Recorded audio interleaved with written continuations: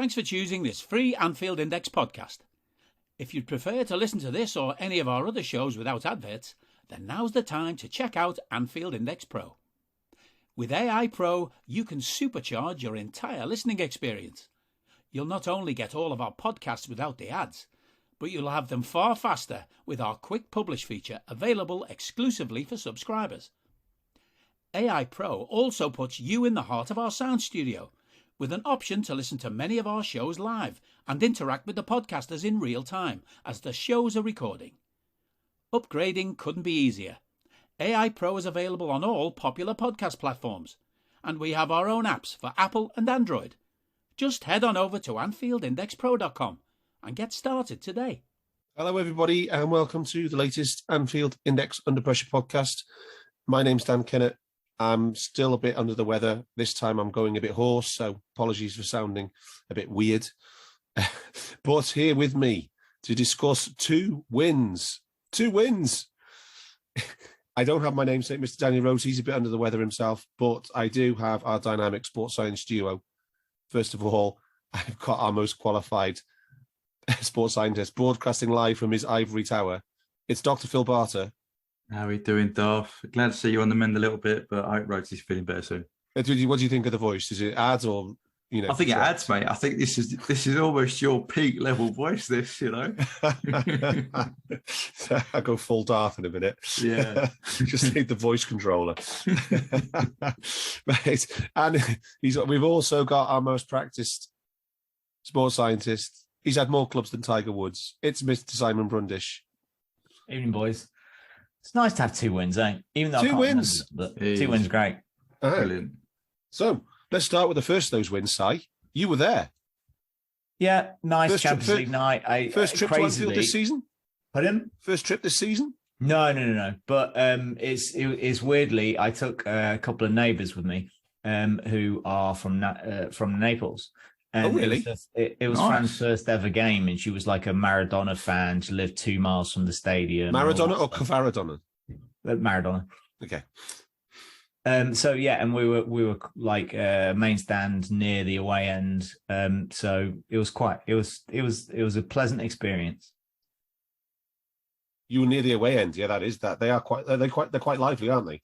Yeah, a lively bunch. I went to them. My when wife said it was really they sounded really annoying on TV. Yeah, I went to the Napoli game when we played them under Kenny. I think it was. Was it Kenny? When we beat them at home Yeah. with the save from Ali. No. About 10 years ago, I think it was. Oh, 10 years ago. Yeah, Gerrard. I think I seem to remember Gerrard doing well. Must But be, anyway, yeah. and their fans were wild that night. Actually, yeah, it was crazy. UEFA Cup, it would have been that one. It's good though. Yeah, and it was great. They've got some really good players, and I was looking forward to seeing Kvara. Unbeaten this season. Unbeaten, Yeah. Top scorers in Europe, all that good stuff. Did he impress you? Any of the Napoli boys impress you? In a way, I thought both teams were like reticent to risk too much because both qualified. It wasn't like I always go back to. I remember a game when before Rafa came to us when he was at Valencia, and it was like Champions League quarterfinal or something, and whoever Valencia were playing against at the time, it was some other big team, and the second half. Both teams, they barely crossed over the halfway line. It was the most sterile game I've ever seen in my life. And these boys set up, and it was probably 2 steps removed from that. Neither of them were willing to commit to anything particularly going forward. Napoli less than us, but not in a put 10 men behind the ball kind of way. Just in there's a 50-50 ball's going to drop 5 meters between 2 players. Neither team sprints for it kind of way. Yeah. But the big news, Si, was that 4-3-3 was back, baby. Yes, it was. With CJ playing left wing, with the inverted left wing, where he played like most of his he played as a 10 as a kid, obviously, but as he was coming to get through the higher ranks of the academy, he was cutting in off the left. Yeah. And yeah, he was back to doing that thing. I thought he did a nice job as well. He's obviously much less of a threat than our usual attackers. Other than Jones as Mane, how close was it to the classic 4-3-3 in your view? Because you were there having a good bird's eye view of it. Yeah, I think of we talk quite a lot these days about the 4 phases. I don't think we were back to being all 4 phases doing the same stuff at all. We weren't counter pressing. No. I don't know what the numbers say, but we didn't very much weren't counter pressing. We were leaving 4 safe back to nullify a counter attack as well. Whereas we used to be man for man. So it wasn't quite the same, but I liked it, and it looked a little bit more comfortable. Yeah. Barts, your thoughts on the back to basics? Because we did say, I know you listened to last week's pod, even if you couldn't be on it. We were talking about, well, we tried about 3 different systems in a month. Yeah. And none of them have really stopped the bleeding. We've had a couple of good results, some bad results, but performances we're still searching. So yeah, I think we said, haven't we, that even the last one I was on, that I think we came to conclude it was better to go and do the thing we know how to do for 7 years, not as good as it was, than try something new that we've got no idea how to do. So, and I think Salah's right. It wasn't quite classic 4-3-3, but I think there was more of us in that game than there has been any other all season, to be honest with you. I thought, and I don't even think it was this newfangled Pep version of 4-3-3. I think it was good to see the right side and left side 8s a bit more level, if you like, and a bit classic 4-3-3, if you like. Yeah. I know that changed a bit with Harvey came on, but and I quite like seeing CJ play that role. I think he's Si talks about it a lot, about building a player's tactical knowledge up and making things CJ's not stupid, but simplifying the games that he can do. He can get his confidence back and he get playing the game. And I thought that was the ideal position for him to do that. And I thought he started showing some good stuff. So I thought generally some positives out of this game. Kanate coming back the back line as well was a breath of fresh air for me. Yeah, for sure. Si, we've talked all season about the funky hipster tactical tweaks. I think for both of these games, as Barts has already alluded to, that a lot of those were gone. Yeah? Si? Yeah, sorry. Zoom had gone behind one of my sheets and I wasn't quite sure, couldn't find which one it was. It had gone back to rudimentary 4-3-3. Really, we'd lost probably 20 of the new nuances that we're aspiring to achieve now. Trent's still joining midfield rather than going wide, but he actually went wider in this game than I'd seen for a good long while, and he reverted back to midfield again for Spurs. But I think it was more to do with the setup of who we're playing against as well. We're still leaving Mo really high, and not in that high way that he always used to be at the top of the passing maps that we see all the time, but in a way that he is not part of the build-up phase. But we leaving players higher up so that they can press a little bit better, I think, even though we're not really attempting to. We're blocking passing lanes much better in this game and tucking 2 in midfield nicely. And they were taking it in turns as well. But Milner was mostly joining the front, joining Bobby inside the box and doing that switch where Bobby drops, and then they've got a midfield runner like Keita was doing last season. Yeah, I guess the main one to focus on is Trent, because I mean, the poor lad's had more analysis on him this season than pretty much any other player in the history of football. But I thought he was noticeably his touches where he was on the ball were noticeably deeper. I thought. I know you said he drifted into midfield on occasions, but I thought the most of them were noticeably deeper. But that's not a problem for me because his range of passing is so good. He can play the game. He can see everything in front of him, and he can hit those 40, 50, 60-yard switches and through balls from that position, right? And we saw a lot of it against, not so much against Napoli, but definitely a load of it against Spurs.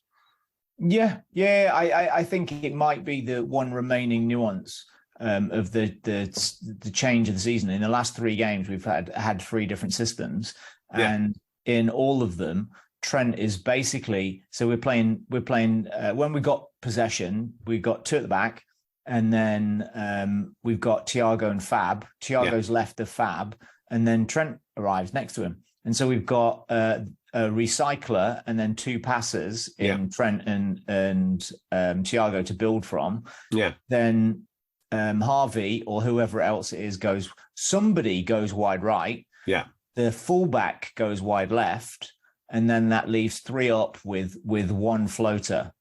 And I think that seems to be how we want to run our possession phase of the game. Yeah, and for me, it makes sense to have Trent, like you said, in that back 3, because he's got the best passing range in the team.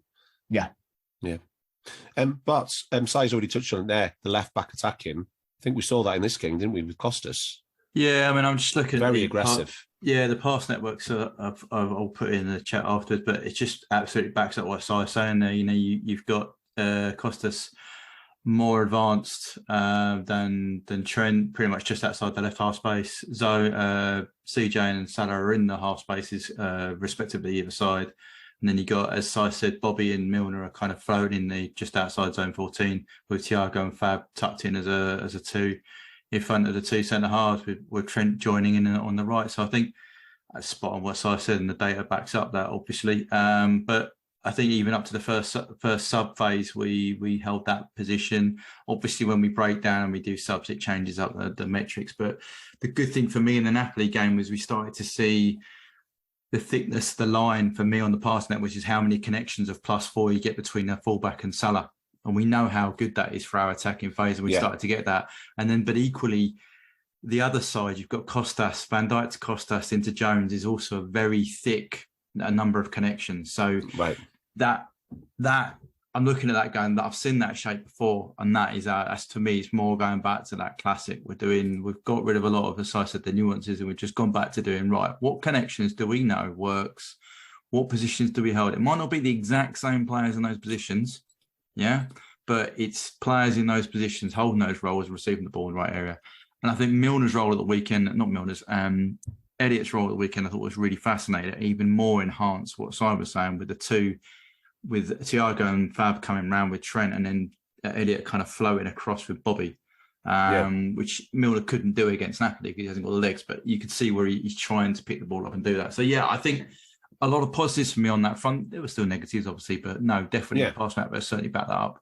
Do you know, statistically, there are some statistics to support this. That this is, so Trent won 26% of all possession wins came from Trent, because he was recovering the ball at such a high rate, and he had 4 interceptions, and he was heavily involved defensively. So Trent won 18% of all his touches, that's absurd for Trent. He's usually 5 and less, because he gets a lot of passes just from the centre back. So obviously he is up there with the highest total distance from his passes, but he was sitting much deeper because he's got a big bloody winger, one of the best in the world right now. Might well be the best left winger in the world right now. Well, certainly this season, To on reputation at least. So he needed to be there the whole time. We got Fab was leaning that way too, so we'd always got. There's always the talk of the cover behind Trent, and when he bombs on, he's just not bombing on at all. The problems Trent's have is when somebody's playing down the ball down the side of him. It's not when he's gone up to the right wing, because he's just not been doing it this season, and he's not had anybody putting pressure on midfield passes to stop the slide rule pass. That slide rule pass rapes all right backs. It's just that everybody else has somebody pressing the passer in the first place. And I thought he did a really, really good job. And the other thing with Trent in this game was that he had a positive possession control for the first time in 2 years. Jeez. Because Trent always gives the ball away, because he makes lots of risky passes. Low pass, very low pass completion. You often 60s, 60%. Yeah. So his possession control is actually a positive. Wow. Are you that person who has everything? The coolest merch and those must-have fan threads? Well, over at our Anfield Index shop, we've gone that extra mile when it comes to pimping up your Liverpool collection. From our popular range of bespoke design t-shirts, sweaters, hoodies and hats, to our signature edition mugs, prints and coasters, all provided with fast worldwide shipping. We have something for every red. We also stock official LFC merchandise and are licensed with the Premier League and UEFA to sell official iron-on shirt badges and sleeve patches. As a listener to this podcast, you can get 10% off everything with coupon code AIPRO10. Just head over to AnfieldIndex.shop or find us on Etsy by searching for Anfield Index. That's good. Yeah. Do you think with Milner being deeper in front of him, giving him a bit more protection, that helped him outside? I don't think Milner was deeper. I think he was our attacking. Occasionally, he did a lot of running. Milner. He was sprinting back. We generally had somebody trying over on that side to double up. It was very often Fab. But and when they had set possession, Milner was over there. But largely in transition, he was nowhere. Trent had to be back the whole time. Yeah. Milner had possession control of -7, so he wasn't much of a help. No. Who was the worst on the night? Mo is always the worst, but because he shoots, unless Darwin's playing. The worst would be Ibu, Simi at 19. -19 is a lot, and Simi has the worst. We had the most passes, didn't we? He has because he puts in a lot of crosses as well. Yeah. He has the worst possession control of any of our defenders. Yeah. As they like to say on social media, he was definitely spamming the crosses, wasn't he? Definitely. And I just as a quick note for the next game, there is some possession control issues with the other defenders in the next game. Okay. So, you mentioned Kvaratskhelia, 8 dribbles. He took that's phenomenal. And he was 4 out of 8, so 50%. So not bad, considering that they were all high, wide, and left. Yeah, he's great. Darth, of the great love of your life, do you feel like there's anything different about Virgil aerially? Oh, aerially. Hadn't spotted anything that this season. I've agreed with you on this game. I've agreed with you on your people think they can get at him, and he's basically been making more tackles than he's ever had to do before. So I did like your comment on your needle on socials when he said Virgil loves a big game. He feels like it's a big game. He can get himself up for it. He can't be bothered getting up for the small ones anymore this season. Yeah. But yeah, I think there's truth in that.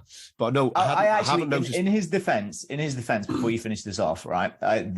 Psychologically, it's called the heightened state of arousal, and that is to do with another function called social facilitation. And largely, he likes being watched by lots of people because that's what most great players do. And I think it properly gives him a buzz to be the best in the world. And that usually drives the best players in the world to be better. And I wonder if he's just, if you go on a roller coaster 50 times, the first time is the most exciting. And then it gradually becomes dull. And I wonder if that's where we've got to. Wow. So it's not that he can't consciously get himself up for these games. It's just, he's just had so many of them. And he plays so much. Yeah. So I know how much of a fan you are of Alton Towers, right? Are you telling me that you wouldn't go after the 50th go on Rita? You would be bored. Never. I can't believe that. Yeah, but do you not also think? Sorry, I agree with your point, right? Do you not also think he's not getting up for the league because he thinks it's gone? Maybe. Yeah, I mean, there's a thing about to play every bloody minute. We've had it all, haven't we? You know, people say no. He wanted to sign a midfielder, so he's not trying now because we didn't sign one, and all the people can say whatever they want now, can't they? Because I don't think it's anything to do with a conscious trying. No, I don't think he's saving himself for the World Cup. I don't. I think he's got too much integrity for that. I think whatever it is subliminal. But going back to the numbers, his aerial domination has dropped off a cliff. Has it? Yeah, as I said, he's been, I think he's been in around 50% for a lot of games. Okay. Yeah, in I think 5 of the last 8 games he's been in a loss, and he's also not going up for as many. Yeah, he doesn't get as many. To be fair, people don't aim that way. So I suppose he only went up for 2. I think it was. Where is it? No, 1. He's recorded as 1 aerial duel and he won it. But like he was playing Harry Kane. Like, do you know what I mean? Normally he'd get a lot more than that. Well, Ibu was almost man for man on Kane, wasn't he? To be fair, but I mean, Ibu. Do you know Ibu? It was like the Verge was the floater, wasn't he? Yeah. Yeah, pretty much against Spurs. Spurs. To be fair, Ibu competed for 8 and won 7 against Tottenham. So something to look forward. Something to look at. That's all I was saying. I just wondered if you'd noticed. Well, I would say, so he's in the Premier League this season. Just check because I've got a stats table built on Fantasy Football Scout for aerial duels. I know you would have. Yeah, this season 74.5%. So that's pretty much his career average, really. So he's Anderson from Palace 75.6, Tarkowski Everton 75.8. He's always high. Kilman from Wolves. I haven't seen that kid before. He's 78, and then Zuma is top at the moment, and he's always up there with the aerials as well. Yeah. So yeah, but aerials per match. We had him on like 79 and Matip on 76 at one point. Yeah, 2 years ago. Yeah. But none of the other centre back. Oh, Gomez 55. Wow. 55 in the Premier League, not good. What's I'll take it. Konate's not registered. Yeah, I've got a filter of minimum 30 on here, so I'd have to take that off. No, that's fine. I just wondered. Yeah, so he might have had a slump recently, but nothing over the season so far. When it's leveling out, right? But yeah, okay. So Rhodesy's not here, so I'm going to have to quickly do the match summary on Rhodesy's behalf. I guess the most encouraging thing of all about this match was we actually put in a solid defensive performance. The non-penalty XG for the match was 2.5 to Liverpool, 0.4 to Napoli. Take the Liverpool one with a pinch of salt because it was nearly all from set plays in the last 10 minutes. 14 to 10 on shots, 12 to 6 on shots in the box, 6 to 2 on shots on target, and big chances was 3 to 0. The non-shot XG, which is everything apart from the shots, was 1.2 for us, 1 for Napoli. Good shot quality, very good shot quality for us, 0.18 on average. But again, that's a bit of a false stat because of Darwin scoring from 1 metre out. Actually, might have been closer than 1 metre. But good variation on the models. 2.4 between 2.4 and 2.7 for us, and all the Napoli ones were at 0.4. So, yeah, I guess the only the biggest positive of the whole game side was no big chances for Napoli. I mean, the only one they had was offside. Yeah, and they didn't like push forward enough men. They never committed enough men forward. It was just not their intention at all. It was very, very obvious that they were. You could see where they were pointing and where they were talking, and they were just making sure that the door was shut. And I think it worked. We didn't create anything either until as you said, set pieces. It was. I thought it was a pretty much 80 minutes. I was like, yeah, it's nice enough for Fran. Apart from the goal they had disallowed, which we in the stadium we didn't understand why, and she got to celebrate, which was nice for her. That it was pretty much nothing game. Just got to see some nice players, not really do an awful lot, and then the set pieces happened. Do you know what's interesting about the Napoli shot map? Go on. We didn't concede any shots in the width of the goal. Nice. And I haven't seen that on a shot map for a while. No, not especially not when you've got a really good player like a really Simeon. good player. Yeah, we forced it wide. I mean, there's a few in the box, but they're only just in the box. But there's nothing in the width of the goal, which I thought that's another positive for me. Yeah. 2 best chances of the first half, Barts, were both for Curtis Jones. Yeah. There was one where notionally he might have had an open goal. Was that the 1-on-1? Or is... Yeah. And it was kind of blocked, wasn't it? And looped over the bar, wasn't it? Yeah. Yeah. Which, you watch it again, I think he probably should do better, but it's a bit harsh. I don't know. It's a weird one for me. I don't know. But yeah, he is 1-on-1. He has a chance. It's early in the game, isn't it? It's probably what it's about 4 third minutes. touch. Yeah, 4 minutes in. So yeah, and then is it I think I got this right. Is it the head of the next one you're talking about? Yeah, in the 6-yard box. Yeah, dead centre, which we all know headers are a funny one to be classed, aren't they? So. Yeah, I did. I mean, it was the only big chance of the thing was the Jones one there, because I think technically, if you can do a freeze frame, you could say there was a moment that it was technically an open goal, but it didn't quite work out that way. I think once he got his feet sorted out, he never felt that way. Yeah. So yeah, but yeah. So Phil, I guess the one thing about the change of system in both matches, the number one player who's going to benefit from this is Mo Salah. Because he's been right wing, he's been centre forward, he's been on the touchline with the funky tactics and stuff. But now it's back to playing the system he's played for 5 years, pretty much 5 years straight. Yeah, I thought you got almost a classic Mo performance. I mean, he received eight progressive passes. He received, he curated. I know some of that's the goal, 0.93 XG, post shot, 1.06. He also created, though, 0.25, some of his highest that we've seen this season. So passing was good, 81% successful passing. I thought generally a really, really good performance from him off the ball. I'm sure you haven't done the pressing for it, but I'm sure will also show that a good performance for him throughout. So yeah, I think you're right. It's about getting that ball to him in the right areas, and this enables him to do that. He also isolated their players really well from being out there, rather than having to be crowded out and having to do something special to beat 3 or 4. He literally just had to beat the fullback, and he was in a good position. Absolutely. Shot map only shows 2 shots, but they both come in at 0.31 for a shot.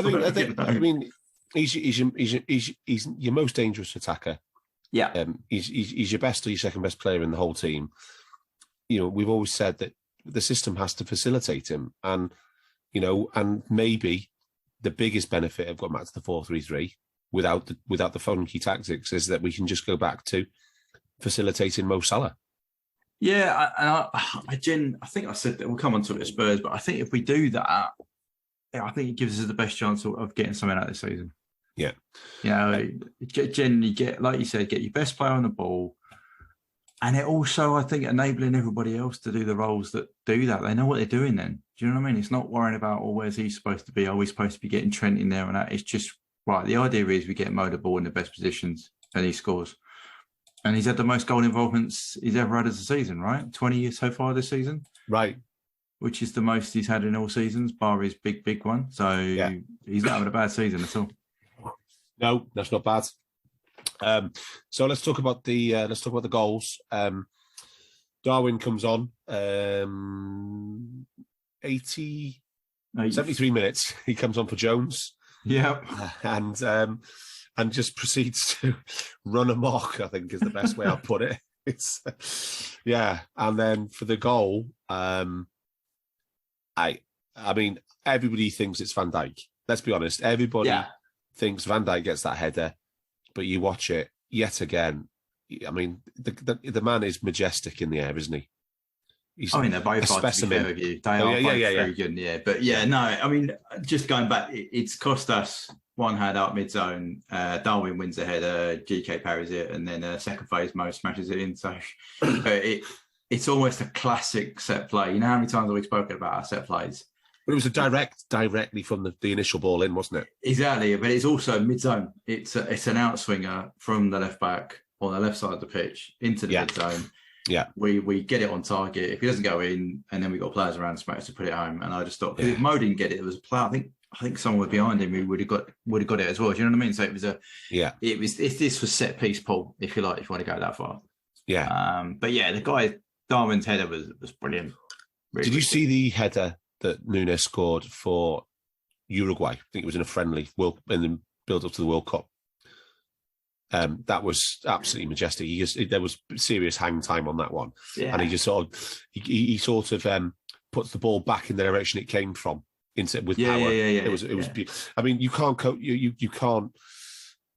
if a player isn't very good in the air, you can't make him into a player like Nunes is in the air, can you? No, I mean, Peter Crouch is a perfect example of that, right? Yeah. He had all the physical attributes to be brilliant in the air. It was rubbish. Rubbish is a bit harsh, but it's just he wasn't as good as he should have been. Maybe right? because he didn't have to try, to win the ball. Yeah, whereas I know what Nunes, you're saying. I mean, in terms of attacking headers, yeah, he wasn't great. Yeah, Nunes against Rangers, was that the header that came from a corner again? Yeah, and he flicks it straight in. He seems to have a good routine for that. And I actually, both last two games, we've had some real good aerial threat. You know, Konate, VVD, and Nunes in the box. Yeah, that's a big team. A big thing. And then you got Mo, Elliot, whoever the other 8 is, and even Thiago against Spurs. You've got Fab as your fourth best header. You've got some good people to pick Imagine up. the Fab as your fourth best aerial player. That's awesome. That's nuts. That's crazy, isn't it? Yeah. That's strong. But this one against Napoli, he really is his body form in the air is majestic, and he gets such a great contact on, and he bullets it down. Now, I'm gonna say this because Si, we've lost Si, technical problems. Hopefully, he'll come back. But I'm convinced that first one was over the line. We'll never know because did the buzzer go on the referee's wrist and did they untangle it? But I'm convinced that was over the line, that first one.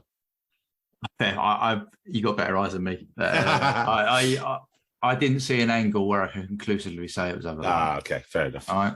But then keeper just about parries it back in, doesn't he? But Mo just blams it in. Mo blams it in. Forces it home. Yeah. And then shoes on the other foot there for the second goal. Is this 98 minutes on the clock, I think? Yeah, I've 97, so it's the 98th minute, if you like. It's the same routine. It's the same area. It's the same one-handed up. Put it into the mid-zone.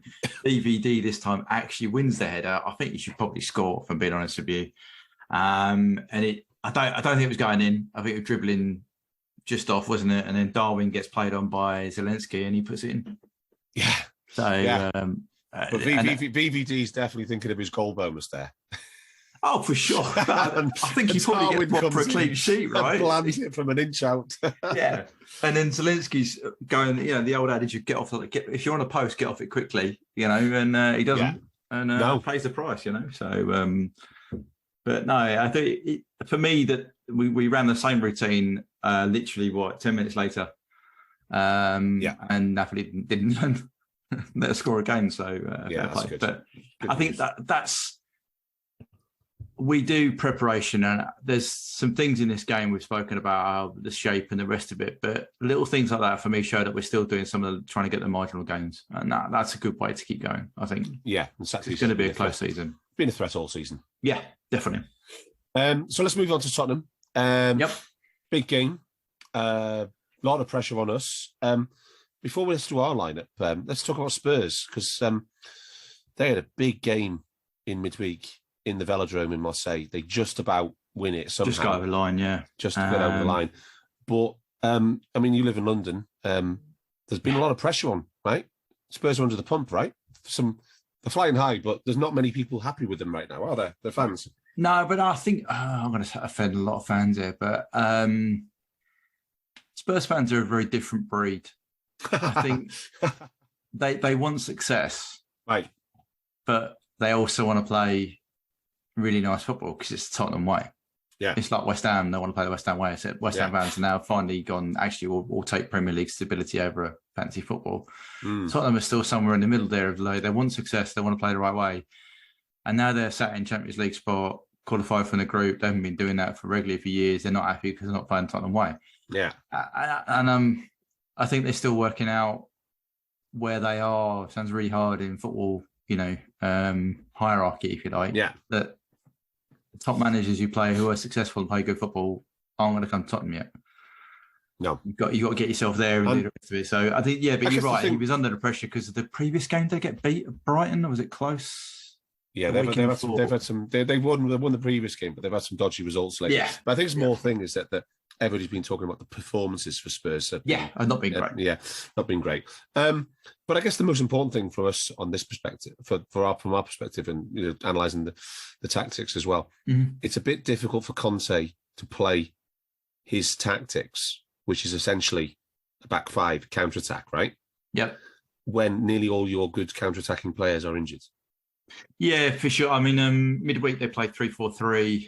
against us, they switched to a 5-3-2, which is kind of what he's been doing in the league. He did that in the fixture at Anfield in April. Yeah, he did. And like you noted when we were chatting in the chat room about, you said Rayo was a liability. I was like, yeah, but he gives them width. Do you know what I mean? But in doing so, I think they moved Perisic into the 10, which I'm not sure helped them. I mean, he probably last played that position when he was a teenager. Exactly. Whereas I think his quality out wide would have done more damage to us, if you get what I mean, than as a 10. But as you say, the Swedish lad, I can never pronounce his name. Kulusevski, who was quality but wasn't fit to start. No. So that, whereas if it started, I think we might be talking slightly different game. But, yeah, well, and obviously Son might be missing the whole World Cup because of his missing the World Cup. Yeah. So and Richarlison's still injured, and so they're running off the same players they've always run. Kane has to play to get goals.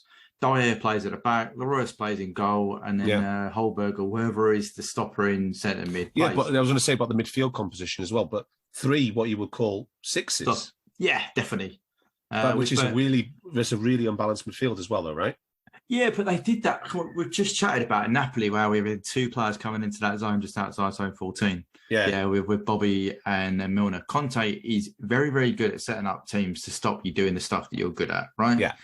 So he put 3 players basically sat there in front of zone 14 and went, go on in, throw the ball through. And we didn't do that. Now, thankfully, we'd worked that out, I think. And this is why now for the game we were switching it like it was the opposite to the Forest game, wasn't it? Exactly. We didn't try and force it down the middle. We used our width well in that first half. Darwin. Should we do our lineup first? Yeah, go for it. So we had just bring up the stats now. Robbo came back in, left Robbo back. came in. Canate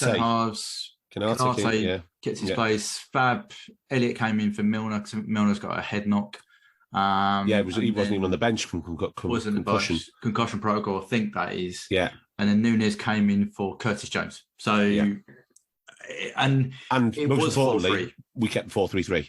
But it was more the front. So I think the only tweak on this one from Napoli was that the Nunes and Mo were narrower, if you like, and Bobby was more of a in the 9.5, if you like, rather than do you know what I mean? Yeah, or maybe even attacking centre mid role for Bobby. Deep. He was deep. So it wasn't necessarily Nunes as Sadio. No, I mean, don't get me wrong. In the first 10-15 minutes, he got about 5 balls down that channel, so he was operating. But if you look at a lot of the pass maps, he was operating in the left half space narrower, and Bobby was deeper of the 3. It was a definite V going on. Yeah. Yeah, and that was the classic thing back in 2017. It was the V with Bobby feeding Mane and Salah. And as we've long history of with back 5s and 3 at the back, 3 centre backs, that space between the wing back and the centre back for the wide players is just so many times we saw Sadio do that, exploit that space. And that was the story of the first half. Really was Emerson Royale and Eric Dyer against Darwin Nunes. Yeah, it was. And then is it the French lad they've got playing centre half? Was he this guy in the middle of the 3? Longley. Yeah. Trying to help out, wasn't it? And then which meant that Mo was isolated up against Davis 1v1. Yeah, which is a nice matchup for us. So, I mean, the other thing to note for our formation, looking at pass maps again, is the classic 3 in the middle. The spacing was really Fab was controlling the middle space. Thiago and Elliott were in the half spaces, which we're starting to get a bit more back to that, and that stayed fairly consistent throughout all the way up to the first subs, which again I haven't seen this season. And this is against Tottenham. This is not a mug side. This is either a 3rd in the league, whatever it was, coming to this game. So for us to do that, Trent again deeper.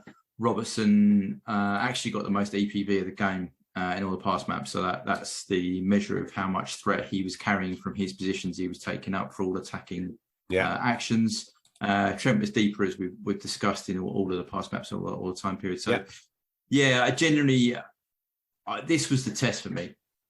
Can we do it 2 games in a row? Can we also keep this 4-3-3 going and keep that going with a bit of change? And we changed left back, changed formation. So there was some. Well, but we did again. It was the basics 4-3-3. Yeah, it wasn't a nuance. Maybe Bobby slightly deeper than no. Yeah, Bobby dropping in to help out, but Elliot's role in this, you said 2 pods ago, was it Elliot coming of age? Yeah, I think we're starting to see now a real learning. I think it's sort of all right. You've got to be here. You know what I mean? It's not this high roll nuance thing. It's narrower and deeper. Yeah, deeper. Tuck in here. Be this player. Get on the ball. Yeah, and then when you're on the ball, Fab and Thiago tuck around with Trent, and Elliot can do his bits. But when he's off the ball, he's in deep next to him, and I think it's really pleasing to see the lad take that on. Yeah, for sure. And we got the pressing for this one, but Rhodesy collected this one. Shame he's not with us to talk about it, but Elliot. Yeah, Elliot is much deeper with his pressing in this game than he's ever been before. Usually, he's literally on the touchline with his presses, but so that backs that point up. On the pressing, I don't know if you saw the images I shared yesterday, Barts, but really hot start.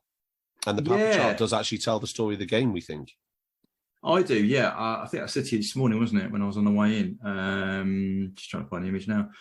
I thought the Papa, definitely that first 15, even when I know Papa goes down to yellow, isn't it, after 15? Still good, though, yeah. It's still good. That's still miles better than what we've seen this season. Yeah. And I thought in that first period of time we scored. Yeah. In that we got in a high Papa period, we scored a goal. And there was loads of threat from us in that period as well. We were completely on top. It's also, as you know, I do a waves plot. That's where you look at how many passes you make per sort of 15-minute period. Yeah. We peak around that first goal. EPV is also one of our highest amount of threat we create around that period. So that, for me, that backs up the path. It backs all that pressure we had from winning the ball, going again, putting it in the channel, taking the part. I thought that was a real good period for us of positive play, of good amount of passes, good amount of touches, good amount of threat created, and a good bit of off-ball play from us. Yeah.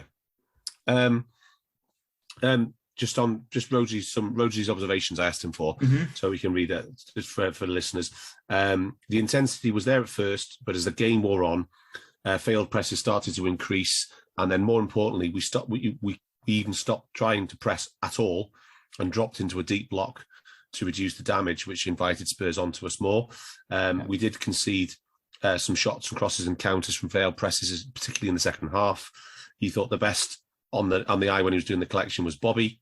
He was good intensity, but maybe not as much as high value. The real value was Thiago's, particularly in the first half. He had a total of 10 high value wins from pressing, including 6 direct wins from pressing, which are really good high quality performance from Thiago.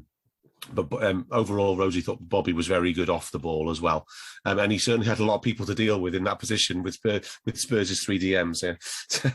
Oh, for sure. Particularly, I think second half he really helped us out, coming in there helping out. Yeah, definitely helped us out. Yeah. So let's talk about that opening period, finishing with the Salah goal, because I mean Darwin must have been in. Actually, first of all, let's talk about Trent's distribution. Some of those passes were, and this is what I think we've said all season. Trent you don't need to adjust Trent's position. Just again, put him in areas he can do stuff like that. Yeah, because he can unlock a team in that ball. I mean, the one where I think it was in the first 3 minutes, he pings it diag from right to left with a bit of fade on it, and Darwin he came onto it on the move, and it's a shot. Unbelievable. That's what he can do on the ball. Yeah. And yeah, he's playing a bit deeper, but as you said against Napoli, he doesn't need to go forward. Yes, it'd be great if he got, and he started to get a bit further forward. We'll come when someone touches the head in and around the box. But yeah, he releases Darwin at ease. Even Robbo was doing it as well. And they seem to be under instruction that first 5-10 minutes. Get the ball, put it in the left channel. In the left channel. And it worked well. I mean, I've got down here, third minute in, he's in down the left-hand side, and shoots from Lloris makes it a Hollywood save, but he should never get beat for now if that goes in. It was decent. It was decent placements from Nunes. But solid save. You argue with the cross, I don't know, Mo was there at back post, but yeah, it's one of those. It's a low-value chance, isn't it? If it goes in, that's a really low XG, but that's decent. And then he's in. I think that was impressive actually. That one as well. That was only shot. Yeah. turned over from Robert, wasn't it? Was it Robert turned over? Yeah. And then puts it down there. But he's in down that left channel 3-4 times in the first 5 minutes. Yeah. Which, great. And then the really, really unexpected bit, he gets in again into the box in 11 minutes and he passes. I know, right? I think we were all chatting in the chat when we said, "Oh my God, he's passed the ball," and then Mo just literally one touch and then hits it. One step to tee it up, and do you know that was a great move, by the way, a really good team goal. Do you know who didn't touch the ball? The only player who didn't touch the ball. Two players didn't touch the ball. Canate and Trent. Nope. Go on. Fab and Thiago. Nice. Everybody else touched the ball in that move. Nice. And I was like, that is... Do you know what I mean? When you think a team goal, and I was like, it's lovely, and it's a great finish. Really, really good finish. Really good finish. And Spurs have a chance for Perisic. Hits the bar, I think it's a save by Ali, isn't it? Save onto the bar? Yeah, I thought he tipped onto the bar as well. Yeah, he didn't get any credit for it. No, but he never does he? It's just... But no, I thought it was a really good save. Really smart save. And then the only really, really bad, the really dangerous moment in the half was... Hello, I'm here to annoy you. I'm here to annoy you into listening to more of me and more of others on EPL Index. We don't just have the Anfield Index stuff. We've got EPL Index as well, which covers the entirety of the Premier League. And we have 3 podcasts and a whole bunch of really good writing on EPLindex.com. The podcasts are my own Two-Footed podcast, which is every day at 4 p.m, Monday through Friday, covering the whole league.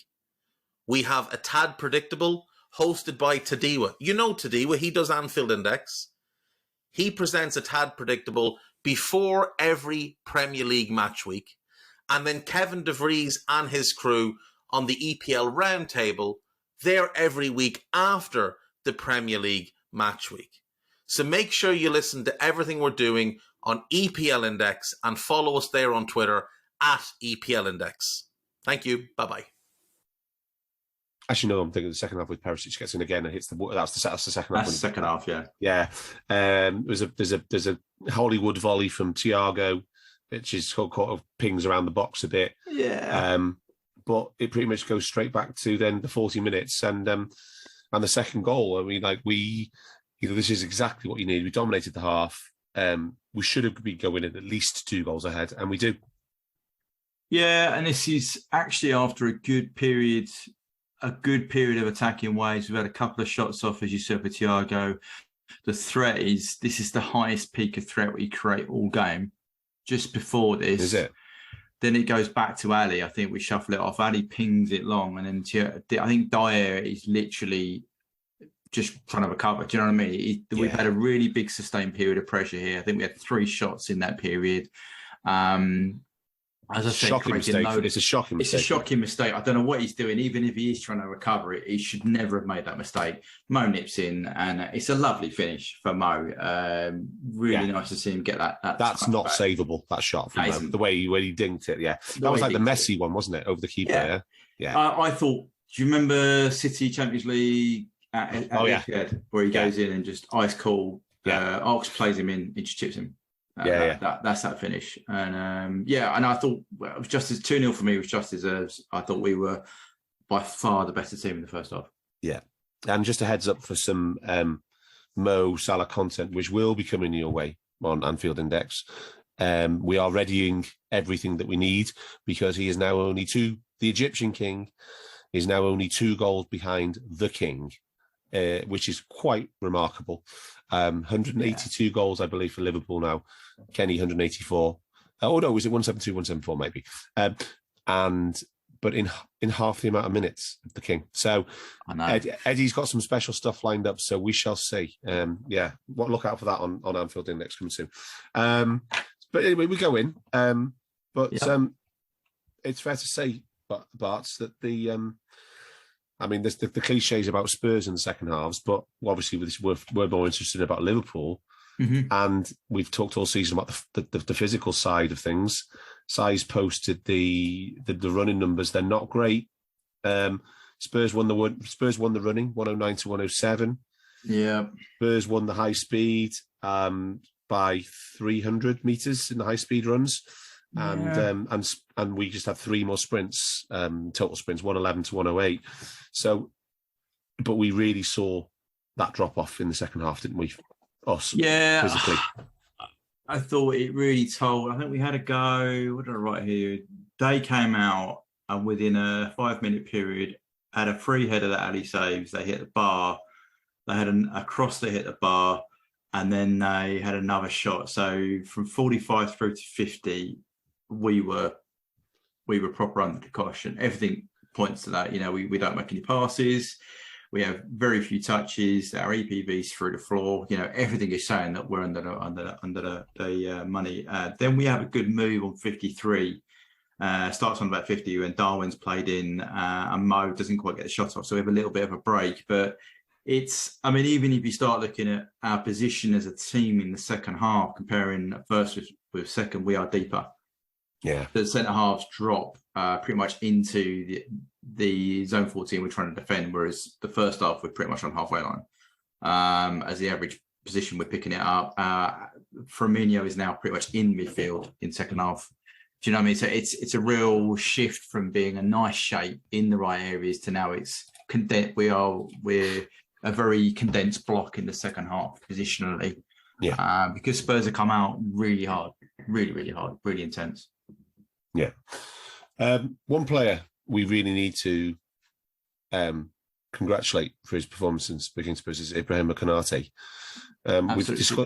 We've discussed Joe Gomez a lot in recent weeks. He's been very up and down with his performances, and we've discussed whether Ibu could make a big difference on his return, and there's no question that he's made a massive improvement to the team. Absolutely. I mean, he won 7 out of 8 aerials. I know we said about that.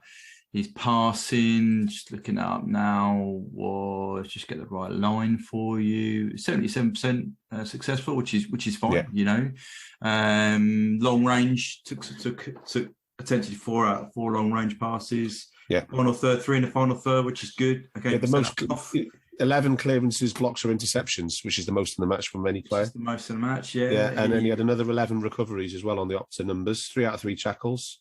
Yeah. 7 out of 8 aerials. It's just a monster performance, that. I started doing a bit of as you may have seen, I started using the new F-Brief data.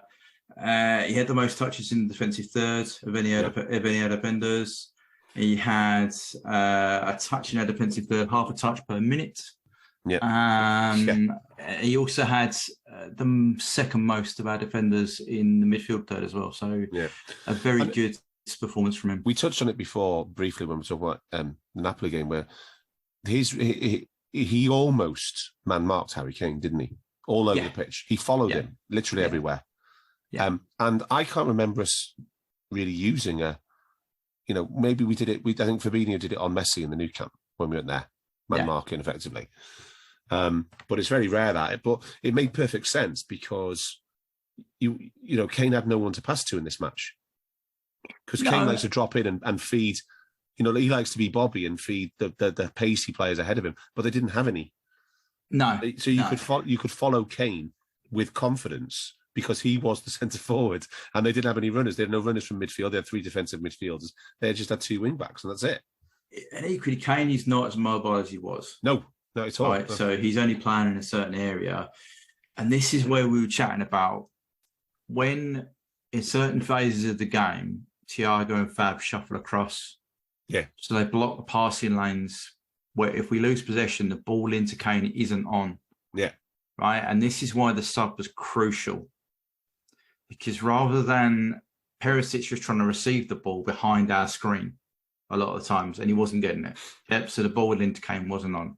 As soon as you can pronounce the lad, Kulusevski came on. Breaking the lines straight away. He broke the line and he also pulled out wide. Yeah. Yeah. So the screen didn't work, which will come onto with a goal. Thiago can't get across. Darwin's knackered to can't get back. So Robbo is 2v1. So Robbo's got half an eye on Kane, half an eye on the wing back, and half an eye on the Swedish lad. And can't do any of it. It's not his fault. He's outnumbered. So therefore he plays it and then he dribbles across, feints to go across, which Canate then takes his eye off Kane for a split second and then fizzes the ball down the side of BBD. Yeah. And then Kane's in hits it first time. And that's the only time, I think, pretty much, that Kane got the better of Canate all match. Yeah, absolutely. And it was purely because they brought on a better link player. I think it's almost at the stage, I would say, that Canate really dominated Kane physically all over the pitch with his pace and his power. Yeah, and I would probably hasten to guess that if we'd had more energy in midfield, yeah. So if Mane, for example, to be honest, the whole team, the ball would never have got in there. Yeah, you know what I mean? Because we would have doubled up with Robbo, and the ball wouldn't have got out from that zone. But we allowed it to get out of the left zone because he drifts in, and then we're in trouble. Yeah. BVD's got to face up the goal with the ball. Canate's got to keep it on the ball, and Kane, which is always trouble. He's 1v1 basically in the box. Yeah, that's problem. You don't want to create that, so you try and do that at source, but we didn't do it at source because we were out of energy. Yeah, it's the 80th minute, isn't it? Is the 80th minute something like that? Yeah. No, 70th when they scored. 70th, yeah. So it's still a long time going in the game. Yeah, but yeah, I mean, yeah. There's no question that the Kulusevski sub really threw us. He literally made an instance within the impact within the first 30 seconds of coming on. But after the goal, there's no question that we do adjust better to him and the threat he was providing there. So, but yeah, so yeah, at the end of the game, Barts, I think it's fair to say we were hanging on. Oh, absolutely. I've written down here like the last from 75 through to 90. It wasn't quite the Alamo, but you know. No. Effectively, as soon as we took, so Darwin has that chance to win the game. Yes. Yeah, he blasts it straight over the bar, and then he's off. I think he's off straight away. Is he off? And Mo's off. Was that the offsides one where he's just offside and he hits the bar? That one. That one. There's one he's definitely onside. He does have one legit shot in the second half. Yeah, he dribbles across the box, doesn't he? And hits a shot. Right. Anyway, he has it with his right foot. He gets it, and then he kind of scuffs it down the middle. Scuffs it, right. So as soon as you're out, let's go out of this game. Yeah, that's when I thought we were a bit more steady, should we say? But we were literally, let's just get to the end. Let's just get to the end. And then we brought on Ox to try and do something up front. I don't know what that was, but just legs, I think. Just legs. But I thought we dealt. I mean, ultimately, we are very good already in our box. So we're not. You know, you just said that VVD's in at 70% for the season. He was 50% for this game. Yeah, and Arte was having a good game. So and you have Fab in front, right? So it's not bad. So I just realised I haven't done Rhodes's match summary actually. Yeah, so it was Spurs won the non-penalty XG actually 1.8 to 1.4. 14 shots to 13 for Spurs as well. 11 shots in the box to 7. We won the shots on target 6-5, 4-2 on the big chances. Although 2 of those I will die on a hill for Opta that they weren't big chances; they were low percentage headers.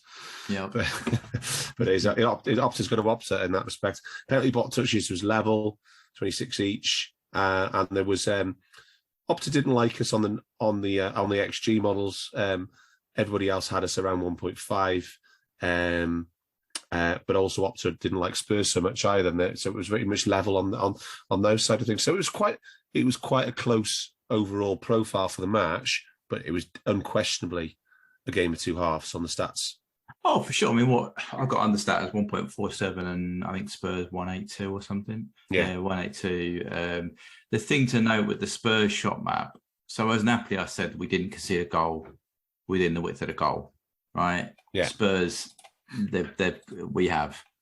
I think there's only about 5 shots outside the width of the goal in this game. Yeah, one of them being a goal, so that's something to work out for. But the quality of their shot, 0.13, that's low. You know, that's it was mostly headers. There was the flick. There was a couple of flick. There was a flicked header from Kane went wide. Yeah, another one second half. There was obviously the Perisic one. I think there was 4 headers there. So not so much like it wasn't as bad as say Brighton. No, which was like high quality foot shots, you know. But they're still, I mean, I know they're still ranked because they're that close to goal. They're still given a high XG value, aren't they? So, I definitely. This was a period where, they were on top of us. They were pushing to try and get a point. Yeah. And you know, it was a big win, I think, in the end. Even though there's definitely positives in this performance, even if there's some negatives as well. But definitely a step in the right direction, Barts. Oh, I think getting 2 wins in a week back to back, Yeah. right, against decent teams is something we haven't done all season. No. It's the same system again, 2 games consecutively. Yeah. I don't know, was it 4 big chances we considered against Spurs, right? Yeah, that's not great.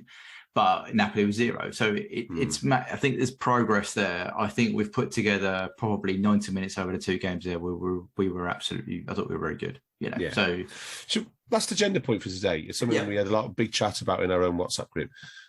Just Darwin as a system player, right? So we all know he's agent of chaos, shot magnet, all these things on the internet memes now about Núñez. But I thought that. I put it, my start of a 10 was that first half there was the best he'd looked as part of a system for Liverpool so far. Yeah. With the 4-3-3, the classic 4-3-3, he was in the Mane role, effectively. Yeah. And I thought it was, he's got 800 minutes in total. He's played about 6 different systems. He doesn't speak the language. I thought that was quite a passable impersonation of Sadio Mane. Yeah, and I think it was.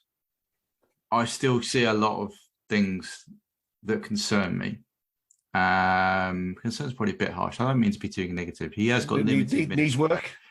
Yeah, and I think, you know what, me and Si, I think Si's probably one end and I'm kind of more towards Si than I am you guys, but I worry about his coachability and his ability to learn the playbook. I'm not convinced, and I say the same about Diaz, that when push comes to shove, he will make the right decision in the right time to us to take the best opportunity from what's presented with us. Yeah. And that's my concern. And I don't think you can carry players like that if you're going to win a league title. No. And you certainly can't carry 2. No. But I think I would describe him as a rough diamond because he has the assets which are very valuable, but he needs a lot of polishing. Yeah, and that means coaching. It means coaching, and it means playing. It means playing minutes. But there's things that he does, Darth, where I don't understand how he's got to that level, not doing them. He's been at pro clubs for a long, long time. I know you've got him for he wasn't coached that much at Benfica and the rest of it. And I agree with that, and that's what I'm worried about. Is that he's at an age where you're like, we haven't got training sessions to go through him and go, look, when you're here, put the ball here. Yeah. That's what he needs to be told. We haven't got that training time. So we've got to work with this rough diamond now pretty much through to the World Cup break, right?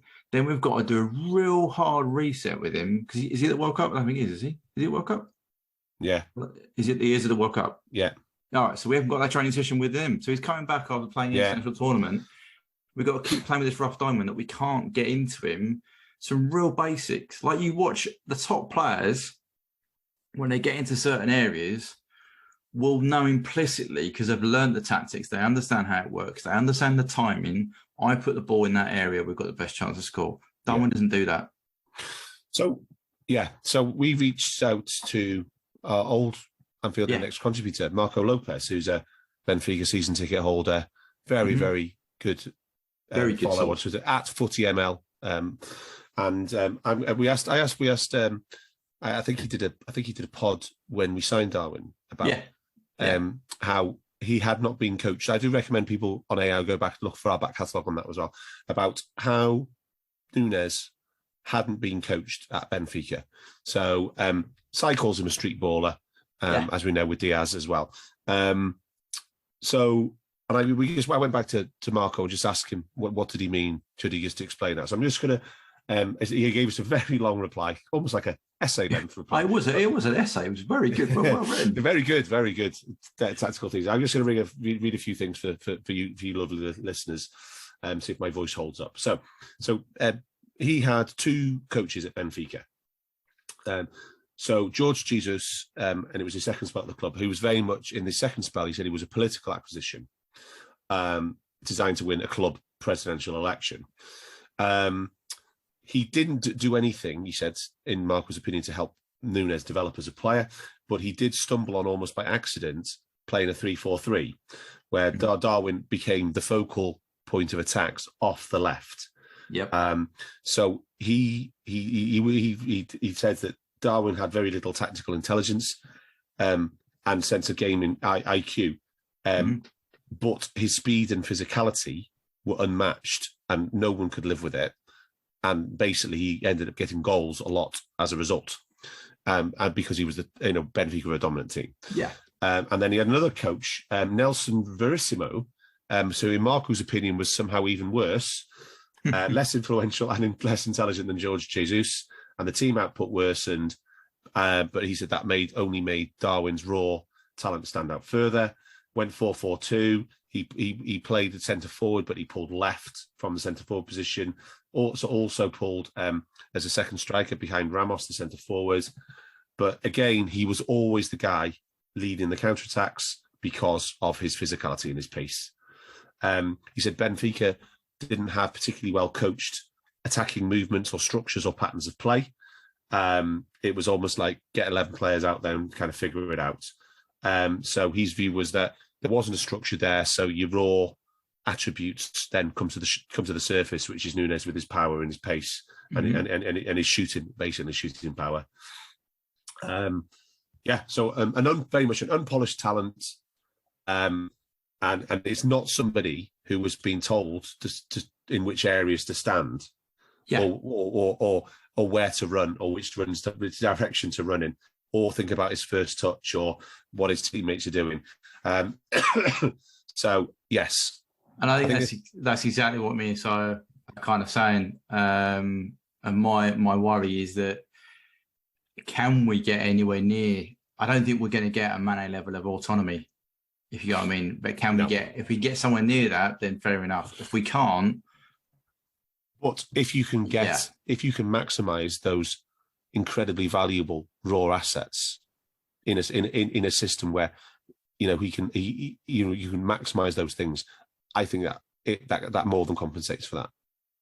Well, we're going to find out. Yeah, because it's a hell of a gamble to take. Yeah, because he's more powerful and he's fast than Sadio. Let's be honest. Yeah, no, he is.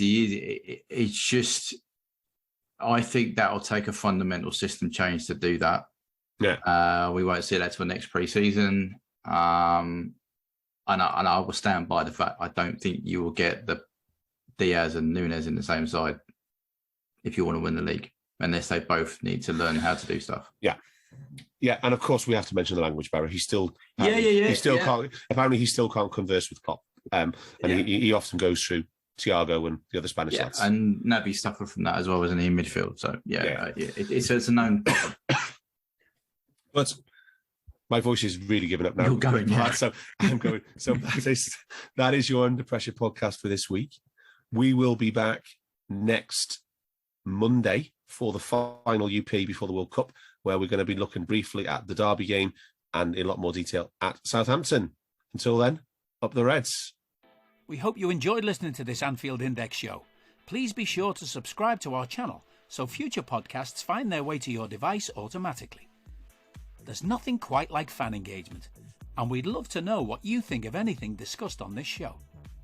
The best way to get in touch is over on our free Discord community, where both podcasters and listeners debate the hottest LFC topics 24/7. Sign up free now at AnfieldIndex.com/Discord. You won't regret it. You can also follow us on Twitter at Anfield Index and find us on Facebook by searching for Anfield Index. Oh, and before you go, we'd love it if you could leave us a 5-star review on your favourite podcast app. It only takes a couple of seconds, and it means the world to the people who create these free shows.